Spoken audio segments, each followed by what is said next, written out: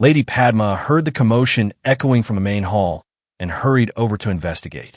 She demanded to know what was happening, asking why the main oil lamps had been extinguished and replaced by pulsing, colorful arrays of light. The young attendant nervously explained that Aaryan and his companion were messing around with the lodge's illumination talismans. Lady Padma walked closer and saw Aaryan and Uncle Vikram dancing wildly on the stage.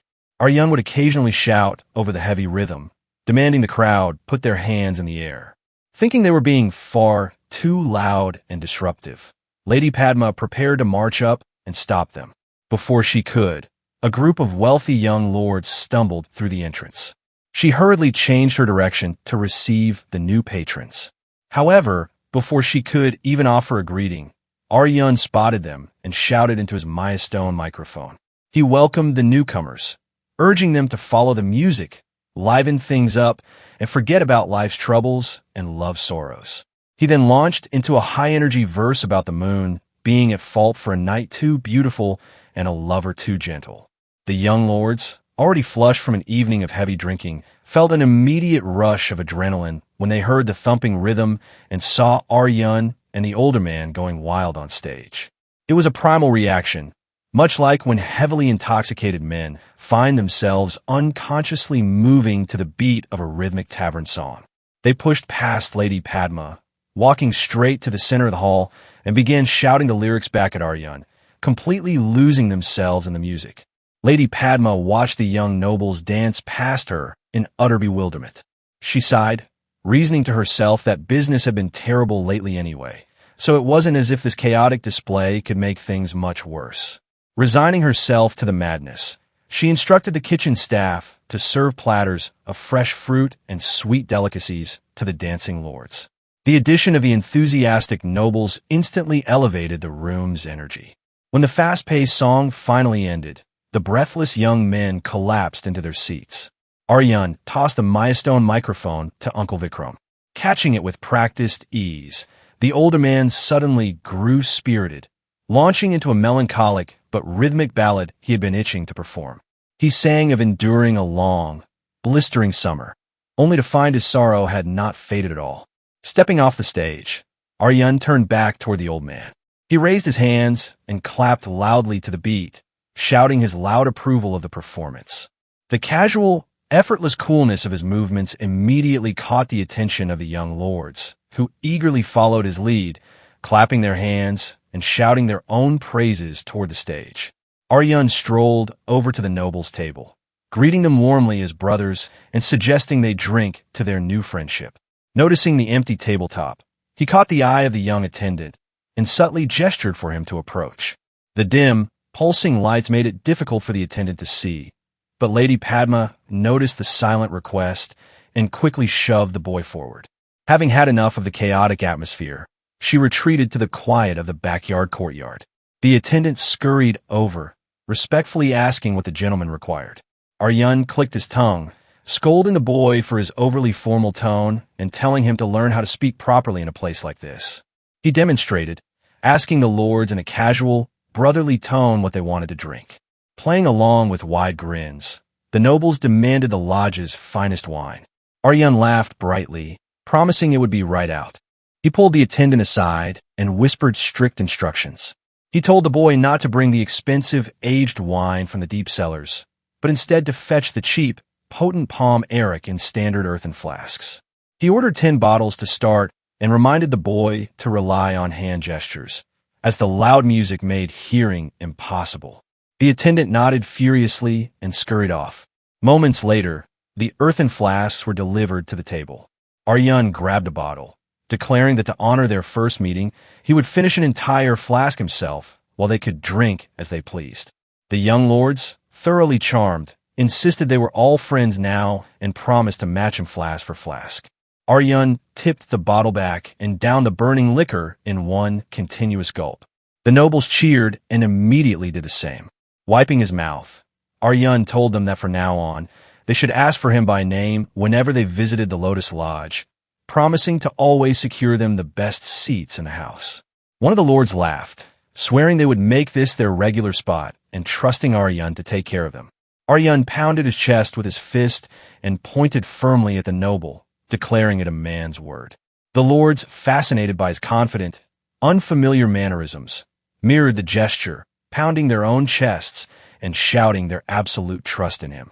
Grabbing another flask, Aaryan downed it just as quickly, yelling out to keep the party going. He spun around, cheering loudly for Uncle Vikram as he danced his way back toward the stage. Outside on the streets of Viagra City, the heavy, rhythmic thumping and wild cheering spilling from the Lotus Lodge drew a massive crowd of curious onlookers. People murmured among themselves, wondering what could possibly be causing such a chaotic celebration. Unable to resist the mystery, several groups stepped inside to investigate. As no one who entered ever seemed to leave, the crowd's curiosity only grew, creating a steady stream of new patrons pouring through the lodge doors. Those who entered already drunk seamlessly merged into the wildly dancing crowd. Those who arrived sober quickly ordered their own rounds of palm wine to catch up, soon becoming just as uninhibited as the rest. When Lady Padma eventually returned from the courtyard, she found Aaryan leading a massive, synchronized dance routine from the stage. She thought to herself that anyone walking in blindly would assume the lodge had been taken over by lunatics.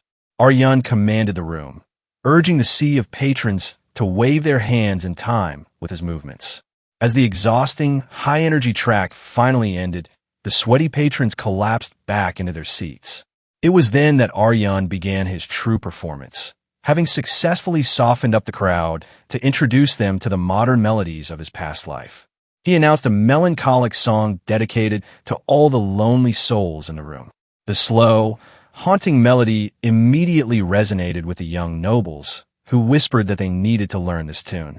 Aaryan's voice filled the quiet room, singing of a man who believed he was outstanding and destined for glory, only to find himself drifting aimlessly in a sea of people. He sang of being smart enough to abandon innocence, yet foolish enough to trade a piece of his heart for deep, permanent scars. The young lords felt as though the lyrics were tearing directly into their own hidden insecurities. They closed their eyes, listening in utter silence, entirely captivated by Aaryan's passionate voice. He sang of being lonely, foolish, and unsatisfied, asking the silent room how many others were just like him, and wondering if anyone would ever truly feel sorry for a muddled fool.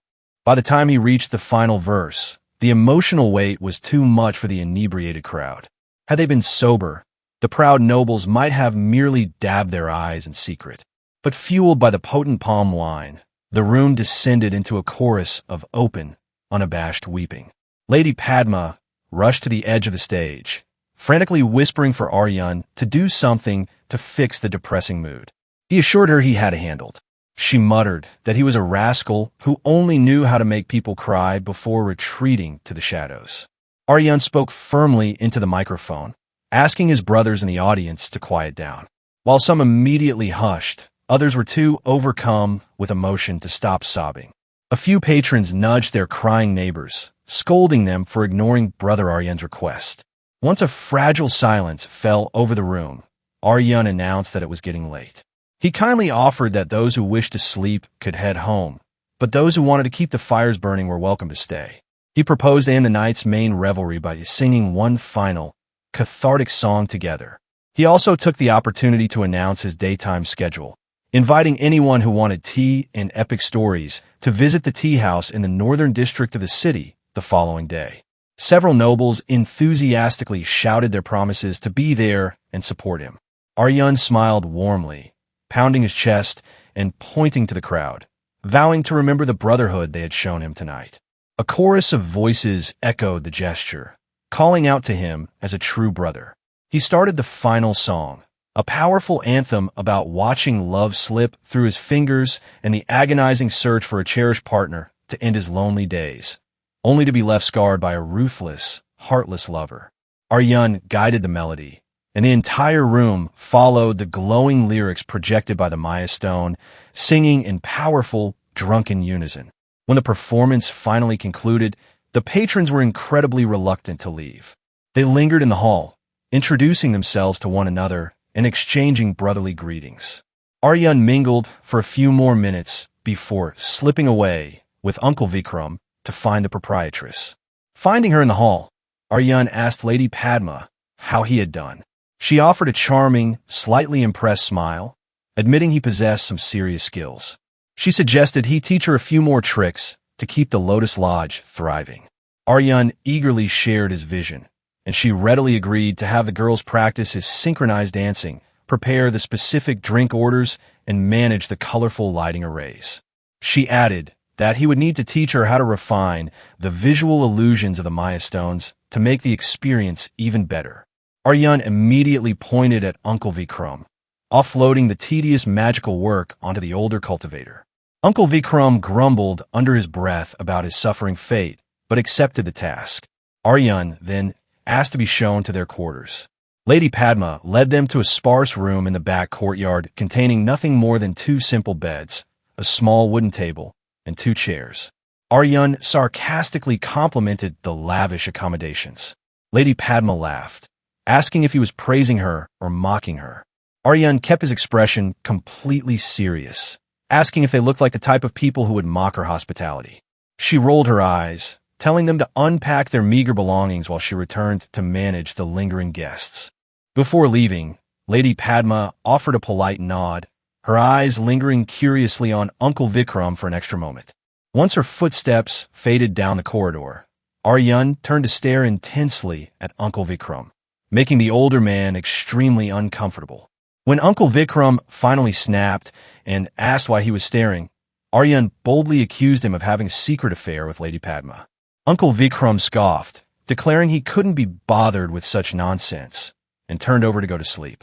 Aaryan clicked his tongue, muttering about the old man's lack of humor. The rest of the night passed in quiet silence. The next morning at dawn, far away from the chaotic streets of Shvet City, the grand main hall of the Neelagiri Sword Sect was tense. The sect leader had summoned all the high-ranking elders to discuss matters of grave importance. However, Elder 2, Uncle Chubi, sat with an incredibly distracted look on his face, his eyes constantly darting toward the rising sun outside the grand archways. He leaned over to the head elder, impatiently whispering a demand to know why they had been summoned, as he had urgent personal matters to attend to. The head elder frowned, whispering back that he had no idea. Uncle Chubi grew visibly agitated, muttering that this was a massive waste of time. He complained that if the meeting dragged on much longer, he wouldn't make it back to Shvet City in time for young Aaryan's morning storytelling session. The head elder stared at him in utter bewilderment. He whispered fiercely, asking what was so urgent about drinking tea in a mortal city. Uncle Chubi shot him a condescending look, scoffing that the head elder wouldn't understand true art even if it slapped him in the face. Before the argument could escalate, the heavy wooden doors of the hall creaked open, and the imposing figure of the sect leader slowly walked into the room.